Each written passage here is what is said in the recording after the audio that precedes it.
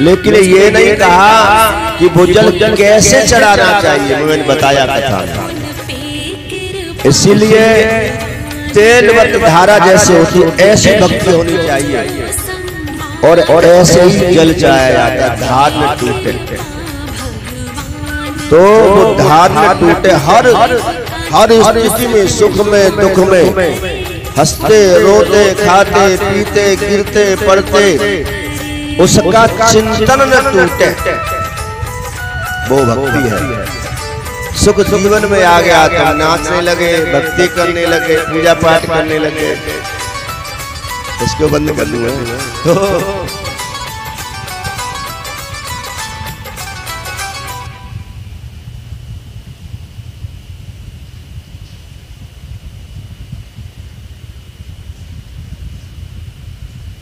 तो जीवन में खुशी आ गई तो पूजा पाठ जब तक सब कुछ करने लगे। जीवन में कोई गम आ गया, दुख आ गया, परेशानी आ गई, कमी आ गई तो पूजा पाठ सब छोड़ दिया। अक्सर गुरु लोग इसलिए बनाते हैं जीवन में सुख आए, संपदा आए, कार्य बने, एक कोठी हो गई दूसरी में हो जाए और बढ़िया गाड़ी हो जाए और ये चीज जीवन में मिल जाए, अच्छी बात है, अच्छी बात है। परमात्मा से गुरु से कोई जुड़ता है तो कोई न कोई स्वार्थ तो होता है। स्वार्थ काज करे सब प्रीति, सुर नर मुन सबकी यही रीति। स्वार्थ के कारण सब प्रीति करते, अच्छी बात है। लेकिन मैं बताऊंगा तुमको आज कि सुख कैसे मिलेंगे, धन कैसे मिलेगा, तुम्हारे कार्य कैसे बनेंगे, मैं बताऊंगा आज तरीका तुमको। तो जरा दुख आया जीवन में, जिधरी तेरी कंठी माला, भूखे भजन होए गोपाला, जेल अपनी कंठी माला। गुरु बनाए सुख समृद्धि धन वैभव पाने के लिए और किसी कारण से वो चीजें न मिले, क्योंकि सब इच्छा तो काऊ की पूरी ना है रे, सब इच्छा तो गुरु की पूरी ना है रे, सब इच्छा तो या भगवान की पूरी ना हो। ये संसार में अधूरा है, ये संसार पूर्ण नहीं है। संसार 6 परमात्मा है 9 अपने आप में पूर्ण है, 9 अपने आप में पूर्ण परमात्मा का रूप है और 6 संसार है जो कभी पूर्ण नहीं हुआ। और जहां कभी पूर्णता नहीं है, हम पूर्णता देखें तो हमारी मूर्खता है। तो इसीलिए पूर्ण कोई नहीं हुआ, इसीलिए हम दुखी हैं। तो जीवन में सुख नहीं आया, पूजा पाठ से लाभ नहीं हुआ, तो जिधरे ठाकुर जी तुम एक तरफ कोने में, गुरु जी तुमने माला दी, अब जो माला काम नहीं कर रही, क्योंकि हम तो माला जाबा तो बोलिए माला माल करते, लेकिन माला माल तो भय न खस्ता हाल है, तो ले अपनी माला, तो लोग छोड़ देते हैं। लेकिन ये ध्यान रखना, गुरु की शरण लेने पर, भगवान की शरण लेने पर और कुछ बेचैनी न भई, कुछ जीवन में उथल पुथल न हुई, कुछ परीक्षाएं न ली गई, तो समझना अभी तुम पे इष्ट की कृपा नहीं है।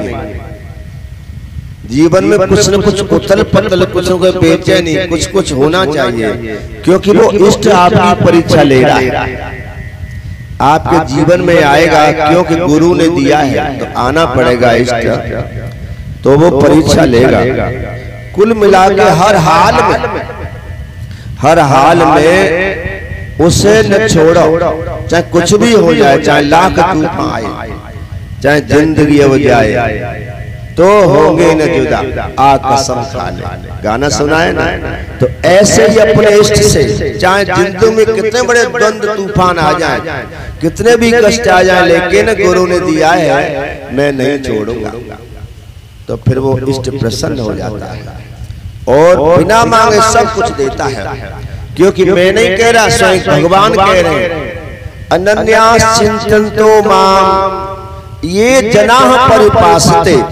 हे अर्जुन, जो अनन्य भाव से मुझे निरंतर मेरे समर्पण होकर के मुझे भजते हैं, सारी जिम्मेदारी मुझे सौंप देते, अपना सर्वे सर्वा मान लेते हैं, तो मेरा भी दृढ़ संकल्प है अर्जुन, योग क्षेमम बहाम्यम, उसकी कमी सारी पूरी करता हूँ, उसको पापों से मुक्त करके पवित्र बना करके मैं उसे परम सुख की अनुभूति कराता हूँ, इस संसार में सुख दिलाता हूँ और फिर उसे परम सुख की प्राप्ति होती है।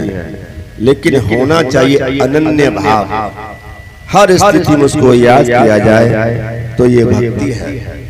तो आज गुरु के भक्त हैं, उनकी परीक्षा है, वो लोग बढ़िया हैं जो पहले आ गए। होता है कुछ 4 प्रकार के भक्त बताए हैं।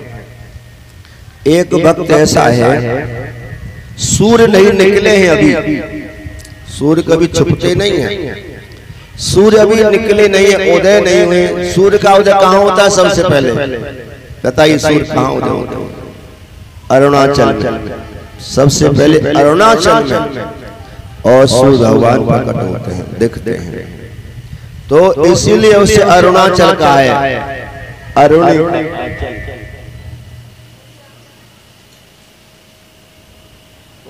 बेबी है, लड़ेगी मुझे आज। मैंने कल बोल दिया था ऐसे, मेरी चल कल वर्षा नहीं होगी, लेकिन 12 बजे तक आ जाना। अब वर्षा 12:30 शुरू हुई है, मेरी क्या गलती है? अब तुम खुद ही लेट हो रहे हो। तो ये सच्चे शिष्य हर हाल में और आएंगे। मैंने बताई ना, भगवान परीक्षा लेते हैं। तो और कच्चू कच्चे तो वो उस भगत की तरह माने की वर्षा बंद होए, वर्षा बंद होए, जब जावे पूजा करने के लिए। तो आज परीक्षा है, और ये मेरे भोले की इच्छा है कि देखे तो सही कौन कौन गुरु भक्त है। तो इतने दूर से लोग, दिल्ली से लोग आ गए, बुलंदशहर से लोग आ गए, फिरोजाबाद से लोग आ गए, और अभी हरियाणा से लोग आ रहे हैं, गाड़ी में चल रही गाड़ी, और भी लोग आ रहे हैं। लेकिन मुझे लग रहा है वर्षा शुरू होगी तो लोग, बहुत से लोग जो कच्चे वो रुक जाएंगे, वहीं पे टपक जाएंगे। तो आज परीक्षा की घड़ी है, आज मेरे भोले बाबा की इच्छा की घड़ी है। तो इसीलिए परमात्मा ये कहते हैं कि योग क्षेमम बहाम्यम, उसकी सारी जिम्मेदारी मेरी है, उसकी सारी जिम्मेदारी मेरी है। तो इसीलिए अनन्य भाव से उसका चिंतन करो। बताऊंगा तुमको आज बहुत अच्छी अच्छी बातें। आज गुरु और शिष्य की बातें होंगी, बातें बहुत दिन के बाद मुलाकातें होंगी, और तुम्हारी सुनेंगे, कुछ अपनी कहेंगे, और जिससे आपका जीवन सुख में हो ऐसा कुछ प्रयास करेंगे। क्योंकि हर गुरु, सच्चा गुरु अपने शिष्य की समृद्धि में अपनी समृद्धि देखता है। भाई कहते हैं ना कि चेला मेहरबान, गुरु पहलवान। बैठ जा, भी सुन ले, बैठ जा, बीत गई। चलो वहां पुलिस के सामने बैठ जा, सुखा ले थोड़ा। तो पंकज कहाँ गया? पंकज, पंकज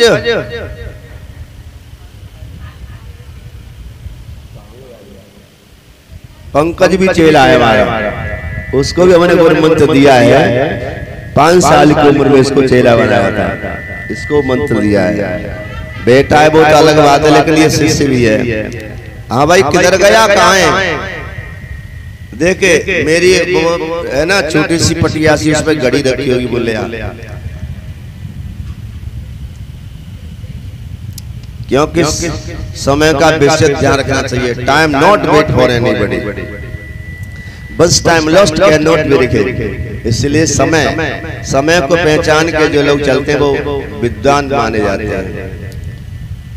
जो गुरु प्रेमी है, गुरु के वाक्य सुनना चाहते हैं, बेशक वो शिष्य नहीं, वो भी आ सकते हैं, वो भी आ सकते हैं समय से पहले। इसीलिए बैठिए,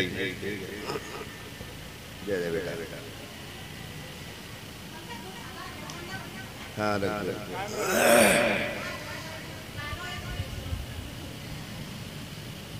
और जो भीग के आए भैया उनके लिए पंकज अंदर से कुछ अंगोछा रखे वो दे देना, ठीक है, बदलने कपड़े सुखा दे, भीगते हुए आ रहे हैं। धन्य स्वागत है, welcome, most welcome to you. आज सच्चे शिष्यों की परीक्षा हो रही है।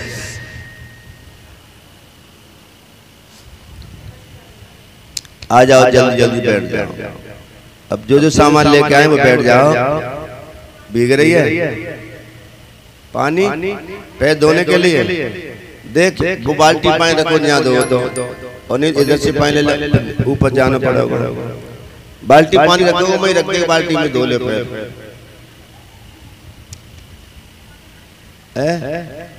साफी तौलिया में रखेंगे, अंगोछा निकाल दिया मेरे, रखेंगे मैं दो भाई, मेरो का चेले ने कोई सब सौदा है, एक आध दो, हाँ कोई है ना दे दे, मतलब जो अपना कोई कपड़ा भीग रहा है तो बदल ले, पहुंच ले, ठीक है ना, तौलिया वाली होगी ऐसे करके, ठीक है। तो आज भूले भटके, मार्ग में अटके, अधर्म में लटके, तो सबकी बात होगी।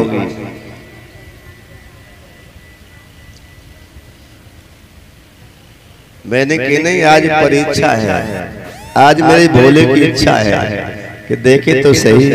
और मैंने बताया था तुमको, इस मंदिर पर भोले की इच्छा से ये कार्यक्रम हुआ है। उन्होंने साक्षात प्रकट होकर के मुझे आदेश किया, तू पगले कहाँ घूमता है। अब ये सच घटना है, तो अब के मुझे मेरी कथा सुना दे, क्योंकि तेरी कथा भी अधूरी है। एक बार मैंने हरियाणा में शिव पुराण कथा की, आज से 15 साल पहले हरियाणा में शिव पुराण कही थी, उसके बाद नंबर ही नहीं आया। 2 बार देवी भागवत भी कह चुका हूं मैं। एक बार मैं तिहरा भक्तुपुरा की थी देवी भागवत, एक बार बुलंदशहर की थी, 9 दुर्गाओं में पार की 9 देवी में देवी भागवत कही थी बुलंदशहर। और शिव पुराण अब दूसरी बार यहाँ कही है। अब मेरा नंबर राम कथा पर है। अब की बार कथा होगी तो राम कथा होगी, क्योंकि जब मैं भागवत कहता हूँ तो राम कथा नहीं कह पाता, समय नहीं मिल पाता। वैसे ही मेरी कथा विस्तार की कथा है, श्रोता तो नहीं उबते हैं, लेकिन संगीत वाले उब जाते हैं। गुरुजी बहुत लंबी खींचते हो, तो विस्तार से राम कथा अब की सुनाएंगे। सभी लोग आंखें बंद करें और अपने गुरु का इष्ट का ध्यान करें। ओम गुरुदेवताभ्यो नमः। नमो नमो निरंजनम नमस्कारं गुरुदेवता वंदनम सर्वसाधवां प्रणामां पारांगता पराब्रह्म परापर सोमं देव निरंजनम निर्मलम तस्य श्री गुरुदेव वंदनम। अखंड मंडलाकारं व्याप्तं येन चराचरं तत्पदं दर्शितं येन तस्मै श्री गुरुवे नमः। गुरुर्ब्रह्मा गुरुर्विष्णु गुरुर्देव महेश्वरा गुरुर्साक्षात् परब्रह्म तस्मै श्री गुरुवे नमः। ध्यान मूर्ति ध्यान मूलम गुरुर्मूर्ति पूजा मूलम गुरुपदम मंत्र मूलम गुरुर्वाक्यम मोक्ष मूलम गुरु कृपा। बोली सद्गुरुदेव भगवान की जय, शंकर भगवान की जय। सबसे पहले सद्गुरुदेव भगवान के चरणों में बार बार प्रणाम करते हैं, नमन करते हैं, प्रार्थना करते हैं। ये आदि गुरु सदाशिव और जगत गुरु मेरे वासुदेव कृष्ण, आप ब्रह्मा रूप में आकर के सृजन करते हैं, आप विष्णु रूप में आकर के जगत का पालन करते हैं और शिव शंकर रूप में आकर के संसार की संतुलन बना के रखते हैं। और आप ही तीनों का समावेश करके आप ही परब्रह्म हो जाते हैं। आपसे सारी सृष्टि का उदय है और आप पर ही सारी सृष्टि का समापन है। आप ही को लोगों ने ओमकार निराकार परब्रह्म की उपाधि दी है। और जब आपके मन में सृष्टि में कुछ लीला करने का विचार बनता है, सृष्टि में कुछ खेल खेलने का विचार बनता है, तो आप ही साकार जगत गुरु बनकर के प्रकट हो जाते हैं। ये आदि गुरु सदाशिव आप ही जगत गुरु बनकर के प्रकट हो जाते हैं। आदि गुरु कौन है? सदाशिव। जगत गुरु कौन है? Shri Krishna. No difference in both Krishna और शिव। इनमें दोनों में कोई अंतर नहीं है। वो निराकार ब्रह्म सदाशिव है लेकिन दिखता नहीं है या नहीं समझ में आवे। कोई जागो भेदी पावे और एक डोर से सवे न जावे। ऐसा है वो निराकार ब्रह्म, है भी लेकिन दिखता नहीं है। उसी निराकार आज गुरु की शक्ति से हम तुम सब बोल रहे हैं, चल रहे हैं, देख रहे हैं, बैठ रहे हैं और क्रिया संसार में कर रहे हैं। बताया मेरे से पुरानी कथा में, जब सदाशिव निराकार ब्रह्म ने विष्णु को मंत्र दिया, गुरु मंत्र, हे विष्णु ये मंत्र लेकर के तपस्या करो। कहां पर? काशी में। और गुरु मंत्र का जाप किया विष्णु भगवान ने 12,000 दिव्य तक तपस्या की उस गुरु मंत्र को लेकर। शरीर जर्जर हो गया, नीला पड़ गया, अचेत हो गए, मूर्छित हो गए सारे शरीर से, और वो पसीना के रूप में जल निकला। वही जल आज धरा पर है। जल कहां से आया? भगवान विष्णु के शरीर से, तपस्या की शरीर से। इसीलिए अचेत हो गए उस अथाह जल में ही, और वो मूर्छित हो गए, अचेत हो गए। कोई क्रिया शरीर में नहीं हो रही है, मरणासन स्थिति होगी तपस्या करते करते, अटल समाधि। और जब देखा कि मेरा प्रिय विष्णु, सदाशिव ने देखा मेरा प्रिय विष्णु अचेत हो गया, मूर्छित हो गया, जल मग्न हो गया, तो फिर इसी स्वयं वो चेतन शक्ति के रूप में उसमें प्रवेश हुआ और तब विष्णु के शरीर में और क्रियाएं होने लगी। तब जाकर के जागृति आई, तब नाभि से कमल प्रकट हुआ और कमल पर ब्रह्मा जी का प्राकट्य हुआ। तो कहने का तात्पर्य है कि गुरु मंत्र में वो शक्ति है। यही कह दिया वेदों में। वेदों में किसी के बारे में जिक्र नहीं किया, लेकिन गुरु और गुरु मंत्र के बारे में जिक्र किया है। कहते हैं ना कि मंत्र जाप मम दृढ़ विश्वास। शर्त लगाइए इसके अंदर, मंत्र का जाप तो करो लेकिन दृढ़ विश्वास के साथ। फायदा हो कि न होगो, कल्याण हो कि न होगो, इष्ट की प्राप्ति होगी कि न होगी, तो नहीं होगी। 100% विश्वास के साथ करोगे। मंत्र यही का सदाशिव ने विष्णु, जो मैं तुम्हें गुरु मंत्र देता हूं, इसकी विश्वास, श्रद्धा, समर्पण के साथ का जाप करना। क्योंकि जब तक तुम तपस्या नहीं करोगे, श्रद्धा से जाप नहीं करोगे, तो तुम्हें वो शक्ति, वो सिद्धि, वो सामर्थ्य नहीं मिलेगी। कौन सी? जिस शक्ति से तुम सारे संसार का भरण पोषण करोगे। भगवान विष्णु तो पालन करते हैं सारी सृष्टि का, इसीलिए भगवान विष्णु का कहाँ स्थान है? शरीर में, नाभि में। नाभि में भगवान का स्थान है, और नाभि सारे शरीर का संचालन करती है। नाभि लेकर डगमगाए जाए, धन चलेगी। धन क्या होते हैं? नाभि को धन बोलते हैं। तो नाभि थोड़ी आउट हो जाए तो शरीर का बैलेंस डिसमिस हो जाता है। कुछ भी खाया पिया पच सकता नहीं, दर्द बंद हो नहीं सकता, कुछ भी खाया पिया पच सकता, क्योंकि भगवान विष्णु आउट हो गए। जो पालन करता है पूरे ब्रह्मांड, ये शरीर ब्रह्मांड नहीं है, इस शरीर रूपी ब्रह्मांड को जो देता है, सप्लाई करता है, वो सिस्टम आपका गड़बड़ा, क्योंकि भगवान विष्णु गड़बड़ हो गए। तो फिर उस नाभि को सेट कराया जाता है, भगवान विष्णु को सही जगह पर स्थित कराया जाता है।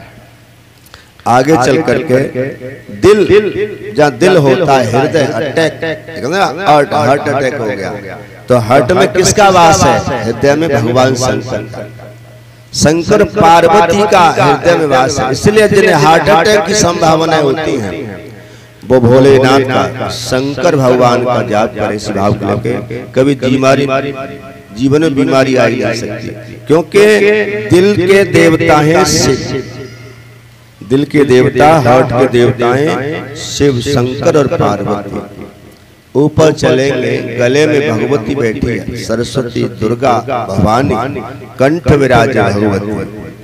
और ऊपर चलेंगे तो यहाँ भावों के बीच में, यहाँ फिर वो सदाशिव बैठे हैं, ज्ञान रूपी तीसरा नेत्र है। कुल मिलाकर यह है कि शर्त लगाई, मंत्र जाप मम दृढ़ विश्वासा, पंचम भजन सो वेद प्रकाशा। वेद में किसी चीज की जिक्र नहीं किया है, लेकिन गुरु और गुरु मंत्र का वेद भी उच्चारण करते। मैंने कल बताया था, कथा सुनी थी, चारों सब देवताओं की मीटिंग हुई, कल कथा में आया था। तो ये पूछा, सबने कहा कि ये बताओ सबसे बड़ा है कौन? सबसे बड़ा कौन है? तो ऋग्वेद ने प्रमाणित किया, यजुर्वेद ने प्रमाणित किया, अथर्ववेद ने प्रमाणित किया, सामवेद ने मोहर लगा दी, प्रमाणित कर दिया कि सबसे बड़ा कोई है तो सदाशिव। सदाशिव ही सारी सृष्टि को चला रहे हैं। तो और देखो, बड़ी ताज्जुब की बात है, वो सदाशिव ही सबके अंदर विराजमान होकर के सृष्टि को चला रहे हैं, और वो ही सदाशिव शंकर बन करके और खत्म कर रहे, बैलेंस बना रहे हैं। शंकर बन के, मैंने कल बताया था सदाशिव और शंकर में अंतर है। तो जिन्होंने सुनी है उन्हें बहुत सारी बातें ज्ञान मिली। कुल मिलाकर यह है कि हमें गुरु मंत्र जपना चाहिए। मैंने बताया शिष्य के लिए दो बातें हैं, एक ध्यान में भजन, चिंतन, जप, कीर्तन, कथा, ये सब चीज आ जाती है। ध्यान ये करना बहुत जरूरी है, बताऊंगा तुमको भजन क्यों करना चाहिए, इससे क्या मिलता है। एक होता है ध्यान, भजन आदि, जिसकी अलग अलग नाम की व्याख्या है, ध्यान मेन चीज है। और एक होता है दान। दान में सब प्रकार की सेवा आ जाती है, तन की, मन की, धन की, वस्तु जो भी है सो ये सेवा में जाता है। तो ये दो चीज प्राणी के लिए, भक्त के लिए और शिष्य के लिए, ये दो चीज बताई जाए। तो ये गुरु के लिए दो चीज गुरु के लिए बताई है कि मार्गदर्शन सबसे पहला मार्गदर्शन है, और आत्म कल्याण जिससे हो वो ज्ञान। संसार में रहना कैसे हो, तो वो कला, वो ज्ञान गुरु के द्वारा मिलता है। तो वेदों में यही बात बताई कि मंत्र जाप मम दृढ़ विश्वास। तो मंत्र मैंने बताया, ठीक है अपनी रुचि के अनुसार मंत्र लोग ले लेते, अच्छी बात है, लेकिन पांच जो आदि देव है, पंच ओंकार बोलते हैं, पूजा में बोला जाता है पंचोंकार बिंब संगतम नित्यम ध्यायन्ति योगिनः कामदम मोक्षदम चैव पंचोंकाराय नमः। जो संसार के सुख भी दे सके और परलोक का मार्ग भी हमारा सुलभ कर सके, अर्थात मुक्ति मोक्ष तक ले जाने का मार्ग बना दे, वो ऐसे भगवान, ऐसे देव, ऐसी शक्ति का मंत्र हमको लेना चाहिए। लेकिन आजकल लोग अपेक्षा से ले लेते हैं। लेकिन पांचवों शक्ति, पांच देव, पंचोंकार कौन है? पंचोंकार जिनमें भगवान विष्णु आते, नारायण। नारायण इसलिए नाम पड़ा इनका क्योंकि इनके द्वारा जल प्रकट हुआ और जल में ये रहे थे, इसलिए नारायण। नार प्लस आयन, जिसका जल ही घर है, नारायण पड़ा। मैंने कथा में बताया था कि सत्यनारायण कैसे पड़ा। सत्यनारायण भी इसका नाम है, लेकिन नाम किसने दिया? भोले बाबा ने नाम दिया। राम को तारक मंत्र किसने बनाया? शिव ने ही बनाया। ये भगवान भोलेनाथ ने ही दिया। बड़ी अच्छी जानकारी। तो कुल मिला के बात यह है कि हमको गुरु मंत्र में उसमें पूर्ण आस्था होनी चाहिए। बोले सद्गुरुदेव भगवान की जय। सबसे पहले गुरु वंदना के बाद गुरु कहते किसे हैं? गुरु की परिभाषा क्या होती है? सब लोगों ने प्रवचन सुने हैं। गुरु किसे कहते हैं? गुरु की शास्त्रों में, वेदों में क्या व्याख्या है? भैया तुम भीज गए सब रहे, कपड़े ये चेंज कर लो, अंदर से कपड़े कुछ ले लेना।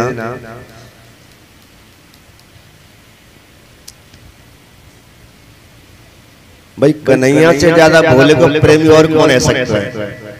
कन्हैया तो कन्हैया है। तो गुरु की परिभाषा क्या है? व्हाट इज डेफिनेशन ऑफ गुरु? शास्त्रों में, पुराणों में, वेदों में गुरु की परिभाषा जो बताई है वो सब लोग जानते हैं। जो अंधकार से प्रकाश की ओर जो ले जाए, अज्ञान से जो ज्ञान की ओर ले जाए, इस मृत्यु से अमरता की ओर जो ले जाए, इस दुख भरे संसार से और सुख भरे लोक में जो ले जाए, वो होता है गुरु। गुरु अनेक हो सकते हैं। गुरु अनेक हो सकते हैं। मैंने बताया था तुमको कल, मेरे 3 गुरु हैं। मैंने कल बताया था पहली बार कि 3 गुरु हैं मेरे, लेकिन 2 शिक्षा गुरु हैं, 1 दीक्षा गुरु है। दीक्षा गुरु एक ही होता है, जीवन में बदलना चाहिए। क्योंकि बता दिया कि गुरु त्यागाद भवेन मृत्यु, उसका जीवन मरण होता रहता है, मृत्यु तुल्य कष्ट आते हैं। गुरु त्यागाद भवेन मृत्यु, मंत्र त्यागाद दरिद्रता। जो मंत्र दिया उसका त्याग करने पर जीवन में दरिद्रता आती है। और गुरु मंत्र परित्यागी रौरव नरकम ब्रजेत, जो नरक में सबसे भयंकर नरक है रौरव। क्यों भयंकर है? उसमें खून मवाद भरा हुआ नरक में, उसमें बहुत तीखे बहुत बारीक कीड़े, जैसे होता ना किसी के फोड़ा हो जाए, सड़न हो जाए, उसमें फिर कीड़े पड़ जाते हैं। कितना आनंद आता है कीड़ों को, और जिसके परेशानी होती है भाई पूछो, तो वो भयंकर नरक। तो कहते हैं रौरवम नरकम ब्रजेति, ऐसे को रौरव नामक नरक में गिनना पड़ता। ये मैं नहीं कह रहा, स्कंद पुराण में भगवान शंकर स्वयं पार्वती को बता रहे हैं। तो गुरु अंधकार से प्रकाश की ओर जो ले जाए, वो गुरु। ये तो रही शास्त्र और पुराण की बात, गुरु की परिभाषा। लेकिन मेरे हिसाब से गुरु की और परिभाषा है। गुरु की परिभाषा क्या है? मैंने कई बार बताया भी है। किसने सुना? कौन बता सकता है कि मेरे अनुसार गुरु की क्या परिभाषा है? मैंने पिछली बार भी बताया था, हर बार बताता हूँ भाई, वेद पुराण शास्त्रों की परिभाषा सभी लोग जानते हैं कि गुरु अज्ञान से ज्ञान क्यों ले जाए, अंधकार से प्रकाश क्यों ले जाए, और संसार से परलोक क्यों ले जाए। लेकिन ये सही बात है, लेकिन मैंने अपने अनुसार कुछ परिभाषा बनाई, तो वो परिभाषा कौन बताए? पंकज एक माइक लगाओ भाई, पंकज।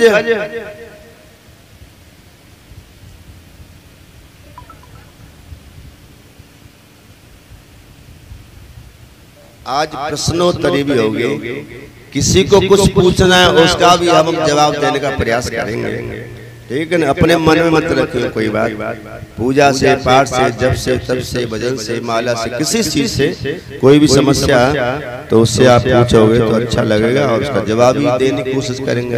एक माइक लगा दे बेटा।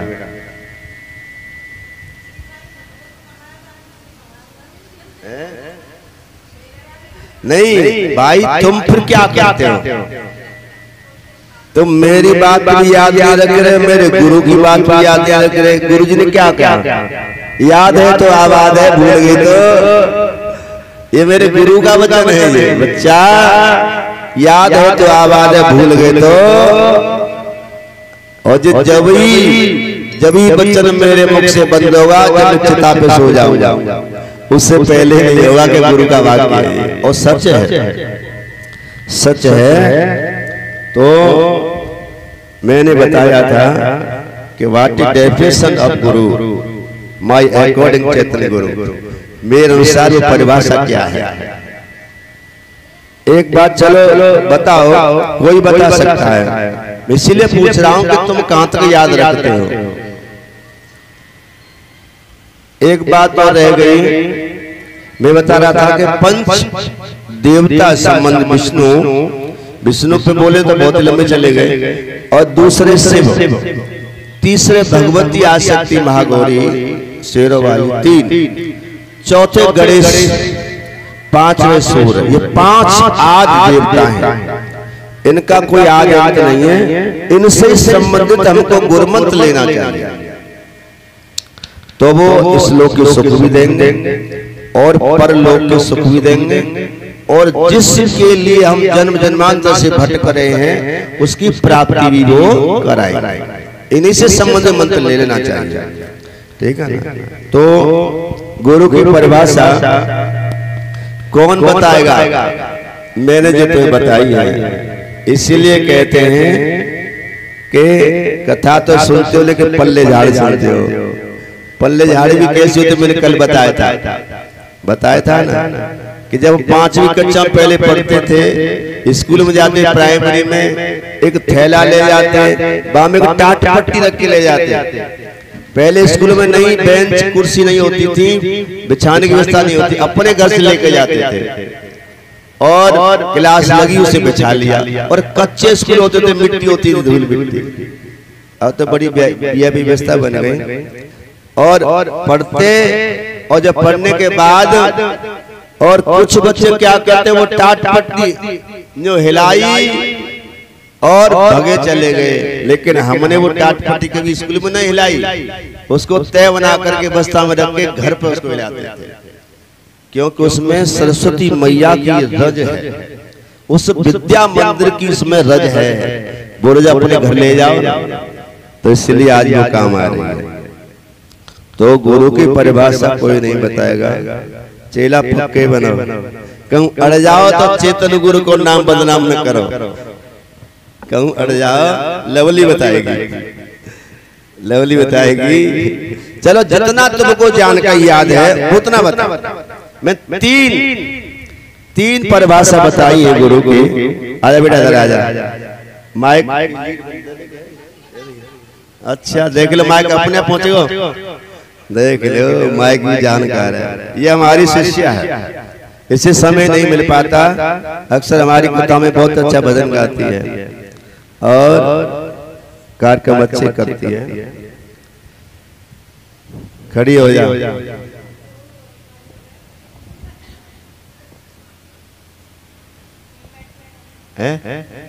खड़ी हो जाओ, खड़ी हो, शर्म लग रही है तो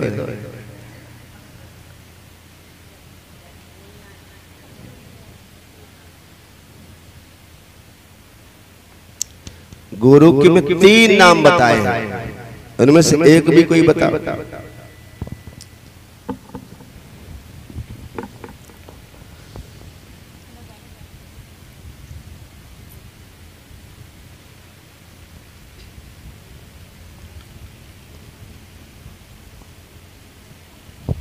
राधे राधे सभी को। ताली बजाओ उसके लिए।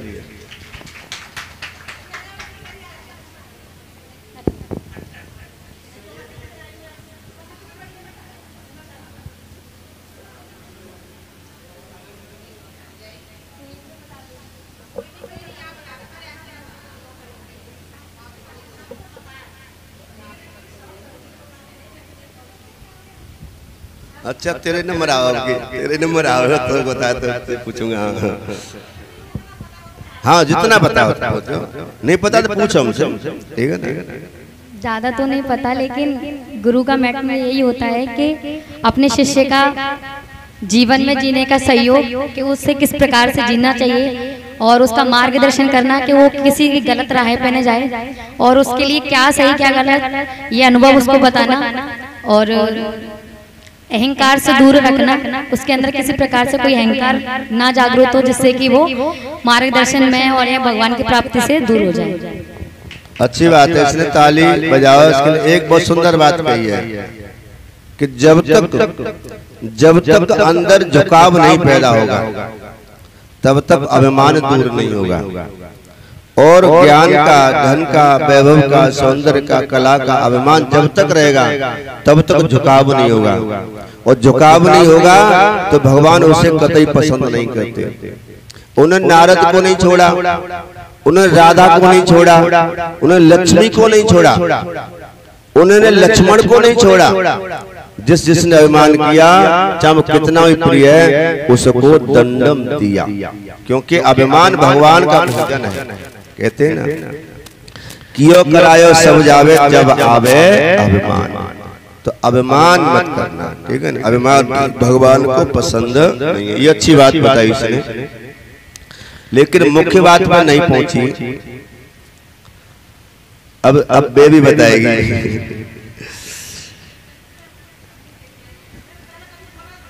बोलो क्या है?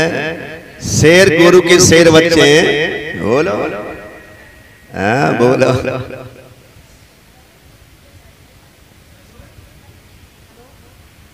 बटन बंद हो गया, बटन चालू कर दे। हेलो हेलो, गुरु जी के चरणों में कोटि कोटि प्रणाम। जय हो, खुश रहो। मेरे लिए गुरु जी का मतलब यही है कि संसार में जीते हुए, ग्रस्त में जीते हुए प्रभु को कैसे पाया जाए, ये ज्ञान गुरु बताते हैं। बहुत सुंदर, बहुत अच्छी बात बताई इसने, क्योंकि जानते सब है गुरु को, लेकिन भगवान को जानते सब है, लेकिन मानता कोई नहीं है।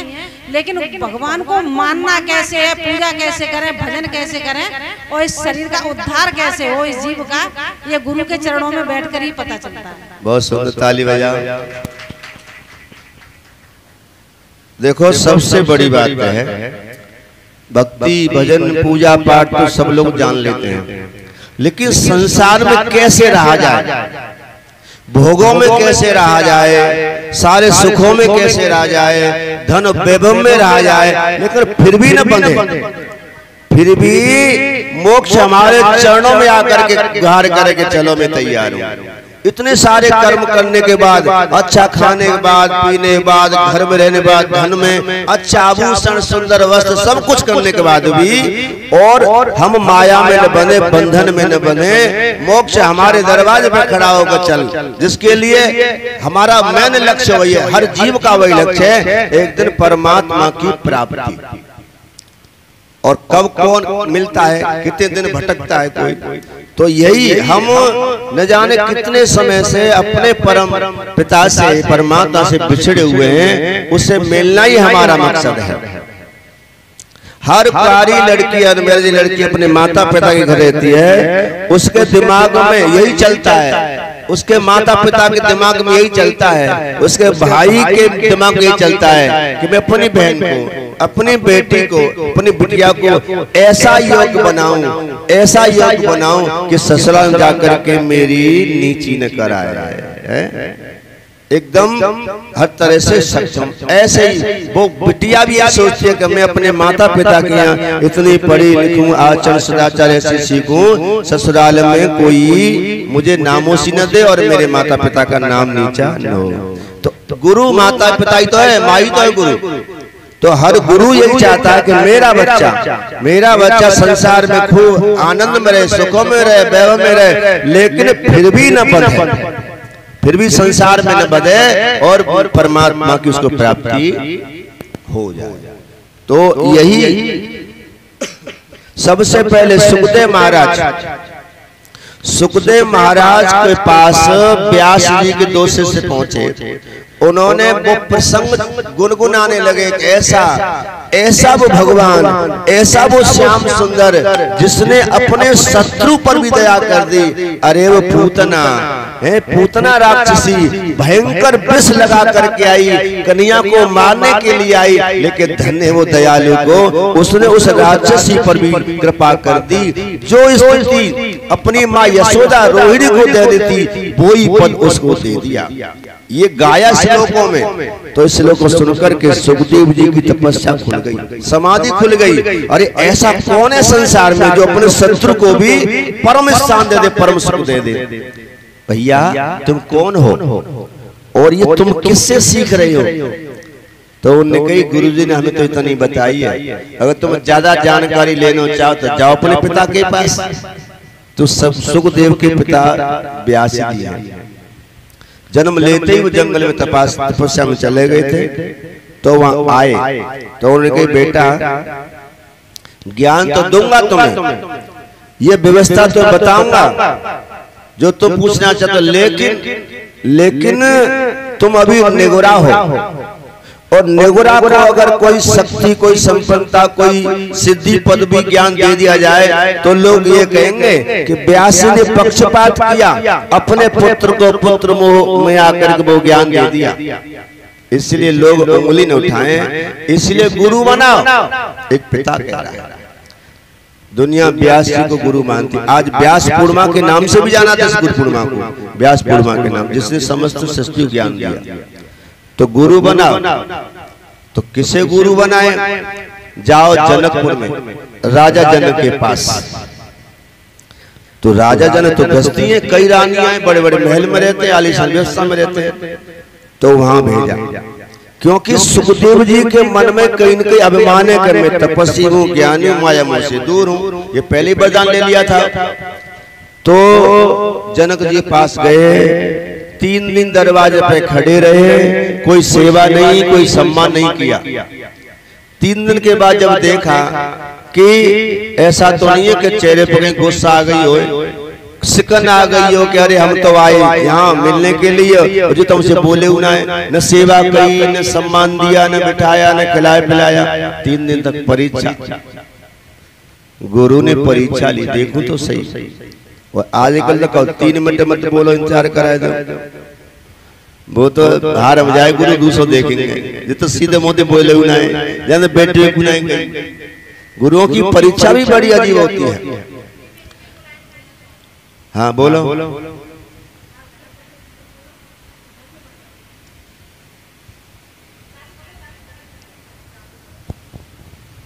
राधे राधे गुरु। राधे राधे। जैसा ही गुरुजी आपने अभी कुछ समय पहले बताया कि कुछ लोग जो होते हैं गुरु बना तो लेते हैं, लेकिन उन पे अटूट विश्वास कैसे रखा जाए और उनको मतलब अपने से मतलब इतना लगाव होना चाहिए कि वो अपने तन मन और जो भी धन जो भी होता है हम जीवन में एकत्रित करते हैं वो पूर्ण तरीके से हमें गुरु को मतलब समर्पण होना चाहिए। लेकिन फिर भी लोग ऐसा अपने मन में ऐसी लालसा लाते हैं कि मतलब उनका मन एक समय पे आने के सुनने पर भटक जाता है। कभी आजकल आप YouTube पे भी देख रहे हो कि मतलब गुरु तो है लेकिन वो किसी की कभी कोई कथा सुनते हैं, कभी कोई कथा सुनते हैं, तो उनसे क्या उनके ऐसा नहीं है उनका भी कोई कसूर नहीं है, लेकिन मन में ऐसी धारणा आ जाती है कि वो अपने मार्ग से भटक जाते हैं और वो अपने मतलब रहते तो वो गुरु जी हैं लेकिन फिर भी उनके मन में कि ये वाले गुरु इनकी बातें अच्छी लगी, कुछ दूसरे गुरु उनकी बातें अच्छी लगी। लेकिन मेरा ये है कि गुरु जी को अपने जो भी शिष्य हैं उनसे इतना मतलब जुड़ाव रखना चाहिए कि वो उनसे संपर्क बना रहे, उनसे दूर ना हो। अब इसकी बातों से आप क्या सीखें? इसका मतलब यह है कि गुरु आजकल ऐसे पहले से भी गुरु भटक जाते हैं, गुरु भटक जाते हैं। लेकिन समझो शास्त्र क्या कहते हैं, गुरु की परीक्षाएं होती है, वो किसी पर परीक्षा ले सकता है। पहली बात, अपनों को कोई ज्यादा नजदीकी समझेगा, खास समझेगा, खास कृपा करना चाहता है तो वो किसी प्रकार की परीक्षा ले सकता है। पहली बात, गुरु को अधिकार है। दूसरी बात यह है कि अगर गुरु, शास्त्र यहाँ तक कहते हैं, अगर गुरु लालची है तो उसे वामन भगवान का रूप समझिए। गुरु अगर लालची है तो उसे वामन भगवान का रूप समझिए। अगर गुरु कामी है तो उसे कृष्ण का रूप समझिए। ठीक है ना। और गुरु ज्यादा मतलब नहीं रखने वाला है, अपने मतलब से सिद्ध में रहने वाला है तो उसे भोले बाबा समझिए। ये शास्त्र कहते हैं। पहली बात। दूसरी बात क्या है कि गुरु जो कहे वो करना चाहिए। गुरु जो करे वो नहीं कर सकते हैं और करने लायक काम कर भी सकते हैं। इसीलिए गुरु ने क्या कहा, गुरु ने क्या मार्गदर्शन दिया, गुरु ने क्या ज्ञान दिया, उस पर हमें चलना चाहिए। पहले भी हमने बताया कि गुरु अगर किसी कार्य के लिए कहे और वो कार्य करने में तुम सक्षम नहीं हो तो प्रार्थना करके मना कर सकते हो, अधिकार है आपको। ठीक है ना। पहले भी आपने पिछली बार भी बताया था आपने ये वाली सब। हाँ, मतलब तुम सक्षम नहीं, अगर सक्षम होने के बाद भी और तुम वो सेवा नहीं करते तब तुमको दोष लगेगा। संतुष्ट हुई नहीं हुई? संतुष्टि मिली? हाँ, संतुष्टि मिली। लेकिन मैं ये चाहती हूँ कि जैसे कि गुरु पर शिष्य का अधिकार नहीं हो सकता। भक्त तो भगवान का गुलाम है, दास है, नौकर है, सेवक है। भगवान को अपने अनुसार नहीं बदल सकता।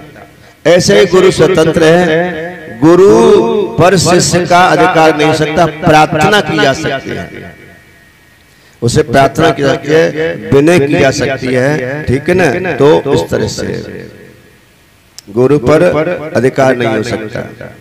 अधिकार वाली बात नहीं गुरुजी, जैसे कि अपना ये शिष्य है। आजकल जो मेरा यूट्यूब की बात चल रहा है आजकल मीडिया पे कि ना लोग गुरु तो बना लेते हैं, लेकिन प्लस ये रहता है कि उनका ऐसे भागवत आजकल गुरुओं को मतलब फेसबुक पे देखना या यूट्यूब पे देखना, फिर उनकी कथा ऐसे आपने बताया था कि एक जो अभी गुरु हुए हैं शिव जी के, जो श्री शिवाय नमस्तुभ्यम के बारे में, प्रदीप मिश्रा जी। प्रदीप मिश्रा जी, तो उनको लेकर भी बहुत चर्चा में ये बातें रही थी कि गुरु तो किसी को नाते हैं लेकिन उनके गहरे रास्ते पे भी चलते हैं। जैसे कि आपने बताया शिव जी पे एक लोटा जल समस्याओं का हल, तो वो चीज अब वो लोग वैसा ही कर रहे हैं। तो वो उसकी जानकारी इस बात सही है। हाँ, वो क्या है कि वो चीज गुरु क्या होता है मैं बताऊंगा तुमको। अभी वो बात चली, अभी किसी के मुंह से नहीं निकल पाई कि मेरे अनुसार गुरु की परिभाषा क्या है। लेकिन क्या होता है कि गुरु का मुख्य कार्य क्या है, ये भी पॉइंट आएगा। लेकिन उस कार्य को कोई लोग सुन ही नहीं रहा, उस कार्य को कोई ग्रहण नहीं कर रहा, उस कार्य को कोई समझ ही नहीं रहा। गुरु का मुख्य कार्य क्या है पता है तुमको? नहीं पता, बताऊंगा। गुरु का मुख्य कार्य क्या है? 3 अलग अलग विभाग हैं, तीनों के कार्य अलग अलग हैं, लेकिन उस कार्य के लिए कोई नहीं, ज्ञान चर्चा कोई नहीं ले रहा, वैराग्य कोई नहीं जा रहा, त्याग किया और कोई नहीं जा रहा, मुक्ति मोक्ष की ओर कोई नहीं जा रहा। मैंने बताया ना, स्वार्थ कार्य करें सब प्रीति, किसी न किसी स्वार्थ के कारण ही सब लोग जुड़ते हैं। और वो स्वार्थ संसार के होते हैं, धन आ जाए, काम लग जाए, नौकरी लग जाए, घर बन जाए, बेटा बेटे जाए, नाना प्रकार के यही स्वार्थ होते हैं। अब ये स्वार्थ लेकर के जुड़ा है तो वह ज्ञान की बात कहाँ अच्छी लग रही, वैराग्य की बात कहाँ अच्छी लग रही है, मोक्ष की बात कहाँ अच्छी लग रही है, तो फिर उन्हीं बातों को पूछेगा वो। अब उन्हीं बातों को पूछे कथा, तुम बिल्कुल ज्ञान में भक्ति में कथा को कोई ना सुनो। और जो तुमने बता दी गई, लोटा जल चढ़ा दियो जी मिल जाएगा, जे करा दियो वो कर दियो, पीपल दीपक जला दियो हो जाएगा। अगर ऐसी बात है तो छेड़ दे, फिर देखो भीड़, क्योंकि उनकी वो इसी को अपनी भक्ति, अपनी चाहत, अपना लक्ष्य सब कुछ मान रहे हैं आजकल। इसीलिए ज्यादा भीड़ जुटाने के चक्कर में प्रदीप मिश्रा जी ये टोटका बता रहे हैं। कथा से बन से कथा ही नहीं, कथा कहते नहीं लगभग बहुत से ऐसे। अब क्या है कि मजूरन दो दुकानें मिठाई की, एक दुकान बड़ा शुद्ध मिठाई लेकिन कोई चमक चौंध नहीं है, कोई दिखावा नहीं है, और दूसरी जो दुकान मिठाई की है वो बेचता तो खराब माल है लेकिन बड़ा डेकोरेशन किया, डेकोरेशन है बड़ी सुंदर सजा के रखी है, तो कोई जाएगा लेने के लिए तो उस दुकान के लिए वो आकर्षित हो जाएगा और असली चीज छोड़ने के लिए भी जाएगा। अब दूसरा देख रहा है मैंने कितनी अच्छी व्यवस्था करी, इतनी अच्छी मिठाई बड़ी शुद्ध बनाई, लेकिन कोई ग्राहक आ ही नहीं रहा है कि आजकल चमक दमक का जमाना है, तो फिर वो क्या करेगा, वो उसी चीज को अपनाएगा। माल बढ़िया हो चाहे न हो लेकिन चकाचौंध वो लगाए लोगों के बानी तब ग्राहक आएंगे। तो आजकल चेतन गुरु जैसे भी फिर वो चीजें अपनाते हैं और कथा में बहुत चीजें बताते हैं, कुछ पूछते लगभग पूछते 99% पूछते, किसने आज तक ये नहीं कहा कि गुरु जी हमें मोक्ष चाहिए, हमें भक्ति चाहिए, हमें बैरा, किसी ने आज तक प्रश्न किया ही नहीं। तो यही होता है। अब बोलो। अच्छे मुझे डाउट थे ना बहुत सारे क्वेश्चन, तो इसलिए मैंने इसीलिए होता है। लेकिन ये क्या है, अब वो पथभ्रष्ट हो रहा है या उनकी बात है, लेकिन समाज जरूर पथभ्रष्ट हो रहा है। गुरु जो बनाए उसका लक्ष्य उनको नहीं मिल रहा है। बताऊंगा आगे कि गुरु का कार्य क्या होता है। ठीक है, चलो ताली बजाए दूसरे के लिए। बोले सदगुरुदेव भगवान की जय। किसी का कोई डाउट है कोई पूछ सकता है। ठीक है, अब सुनिए गुरु की परिभाषा। पुराण ग्रंथों के अनुसार तो मैंने तुमको बता दिया, ठीक है, लेकिन मेरे अनुसार गुरु की परिभाषा क्या है। गुरु एज ए कॉन्ट्रैक्टर, पहली परिभाषा मैं बताता हूँ। गुरु एज ए कॉन्ट्रैक्टर, गुरु होता है जोड़ने वाला। गुरु परमात्मा से अपने शिष्य को जोड़ने वाला होता है, पहला काम उसका होता है जोड़ना, ठीक है ना।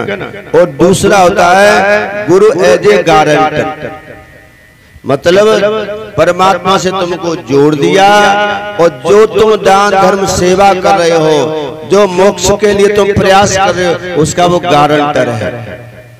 तुम्हारी गवाही एक रूप में खड़ा होकर के गुरु धर्मराज के दरबार में गवाही देगा, किसने ऐसा किया है, तो गारंटर। ठीक है, और तीसरा यही चीज आ गई तुम्हारी, गुरु एज एडवाइजर। अब मान लो कोई समस्या है तुम्हें, कोई न चाहते शत्रु परेशान कर रहा है और परेशान करने के कारण मन भजन में नहीं लग रहा, परेशानी हो रही है और गुरु है, तो गुरु उसको उस सुख देने के लिए शत्रु का समन हो जाए, इसलिए वो उसे कोई न कोई सांसारिक क्रिया बताएगा। वहां जो ज्ञान की वैराग की बातें काम नहीं आएंगी, क्योंकि वो सामने वाले बात तो समझेगा ही नहीं, वो तो तुम्हारा नाश करने पे तुला है। तो गुरु कोई न कोई क्रिया ऐसी करेगा, कराएगा कि वो शत्रु तुम्हारे जीवन से निकल जाए, तुम्हें सुख मिले। क्यों? एक तो उसने जिम्मेदारी आपके लिए, ये लोग पल्लव दोनों सुख बनाने की संकल्प गुरु भी लेता है। आज यहाँ गुरु दीक्षा मंत्र हुआ था तो ये संकल्प गुरु भी लेता है, और एक तो उसे संकल्प उसे पूरा करता है कि जब तक संसार में तुम्हारा जीवन सुख में नहीं बनेगा तो तुम्हारा मन भजन में नहीं लगेगा, और भजन में नहीं लगेगा तो फिर तुम गिर जाओगे, पद से बीन हो जाओगे। जैसे लक्ष्य के लिए तुमने जीवन लिया, गुरु दीक्षा ली, वो लक्ष्य तुम्हें नहीं मिल पाएगा। तो ये सोच करके वो तुम्हें संसार की ये बातें, क्रियाएं, ये कर लेना, ये पूजा कर लेना, ये टोटका कर लेना, या फिर ये हवन करा लेना, ऐसी करके बहुत सी चीजें बताता है। लेकिन गुरु जैसे भाव का हो वैसी क्रिया तुमको बताएगा।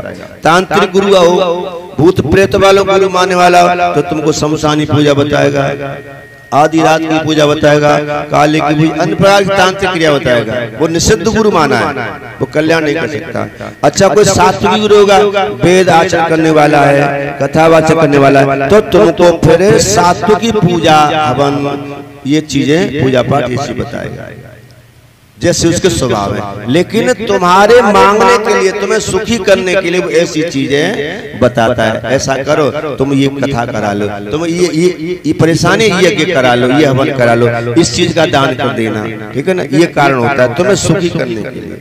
दूसरी बात, जिम्मेदारी ली आपकी। तीसरी बात है जब तुम सुखी होगे समृद्ध होगे तभी तो कथा कराओगे, जब तो व्यवस्था करोगे। इसीलिए हमने कथा में बताया था कि दोनों चीज की जरूरत है, कौन की? दाम की और राम की। इसीलिए दोनों चीज बैलेंस बना के चलो। यही बार बार कृष्ण गीता में कहते हैं, सुखे दुखे समय कृत्वा लाभा लाभो जया जयो ततो युद्धाय विष्णुदेवं पापं पापस्य। अर्जुन बैलेंस बना के चलो, हर स्थिति में सम रहना सीखो। तो ज्यादा दाम है जाओगे तो नाश की जड़ है, और ज्यादा राम है जाओगे तो परेशानी, क्योंकि गस्त नहीं चलेगा।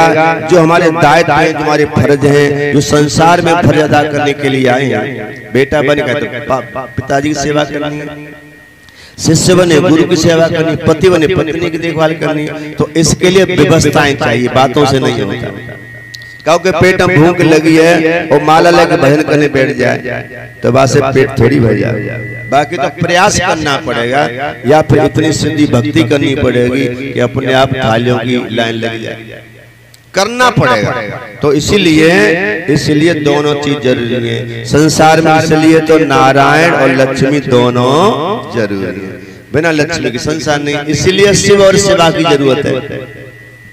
केवल शिव से काम न चलेगा, शिव अपनाओ, और शिव सेवा से काम न चलेगा, शिव अपनाओ। कैसे ही मान लो, ये संसार और परलोक दोनों साथ में लेकर चलेंगे, ठीक है ना? तब जाकर के हमारा तभी धर्म होगा।